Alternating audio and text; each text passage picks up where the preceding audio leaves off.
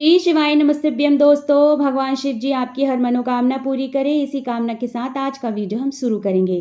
दोस्तों, जैसा कि आप सभी को बता दूं कि श्रावण मास की शुरुआत साल 2024 में 22 जुलाई दिन सोमवार से हो रही है। श्रावण मास लगते ही हर सुहागन महिलाएं अपने हाथों में हरे हरे रंग की चूड़ियां पहनती हैं, मेहंदी लगाती हैं, भगवान शिव की सच्चे मन से पूजा आराधना करती हैं और भगवान शिव को प्रसन्न करती हैं। यहाँ पर देखिए, मैंने हरे हरे रंग की चूड़ियाँ रखी हैं। कुछ तो प्लेन चूड़ियाँ हैं, कुछ इस तरह से स्टोन वाली चूड़ियाँ हैं। आपको जिस तरह की भी चूड़ियाँ पसंद है, आप उस तरह की हरे रंग की चूड़ियाँ जो है वो पहन सकती हैं, चाहे तो वो स्टोन वाली हो, चाहे तो वो प्लेन हो। देखिए, यहाँ पर मैंने इस तरह से सेट लगाया हुआ है और हरे रंग की चूड़ियाँ पहनी हैं। सौभाग्य का प्रतीक होता है लाल, पीला और हरा रंग।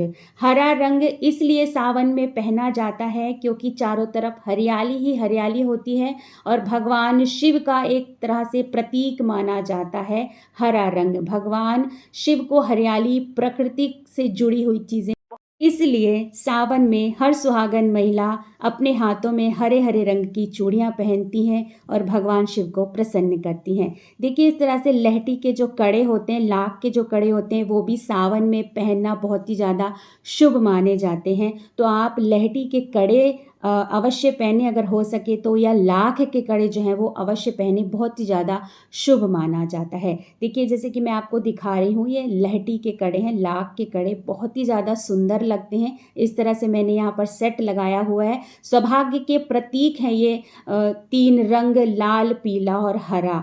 सुहाग का प्रतीक माना जाता है, बहुत ही शुभ होते हैं। अगर हर सुहागन महिलाएं डेली में भी लाल, पीले, हरे रंग की चूड़ियाँ पहनती हैं तो बहुत ही ज़्यादा शुभ माना जाता है। पति का भाग्योदय होता है, घर गृहस्थी में सुख समृद्धि बनी होती है।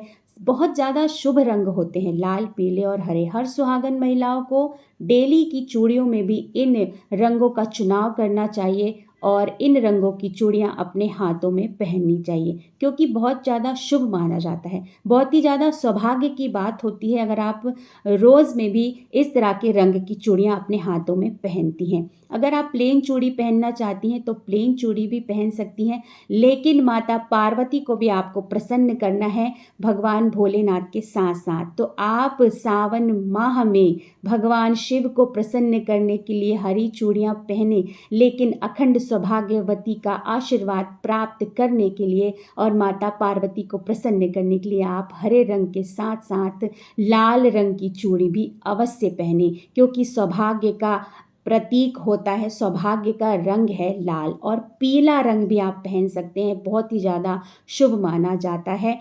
घर गृहस्थी में सुख समृद्धि बनी रहती है, पति का भाग्य चमकता है, पति की तरक्की होती है। और इस तरह से अगर अपने हाथों में हर सुहागन महिला चूड़ियाँ सजा कर रखती हैं तो बहुत ही ज़्यादा शुभ माना जाता है। तो आप श्रावण माह में हरे रंग की चूड़ी के साथ साथ आप लाल रंग की चूड़ी भी अवश्य पहने और हो सके तो आप पीले रंग की भी चूड़ी अवश्य पहने। सुहागन महिला श्रावण मास के चलते एक कार्य अवश्य करें। भगवान शिव जी और माता पार्वती आपसे प्रसन्न होकर आपको अखंड सौभाग्यवती का आशीर्वाद प्रदान करेंगे। साथ ही साथ आपके पति की आयु भी लंबी होगी। जब आप श्रावण माह में हरी चूड़ियाँ खरीद रही हैं तो आपको माता पार्वती के लिए भी 16 श्रृंगार अवश्य खरीदना चाहिए।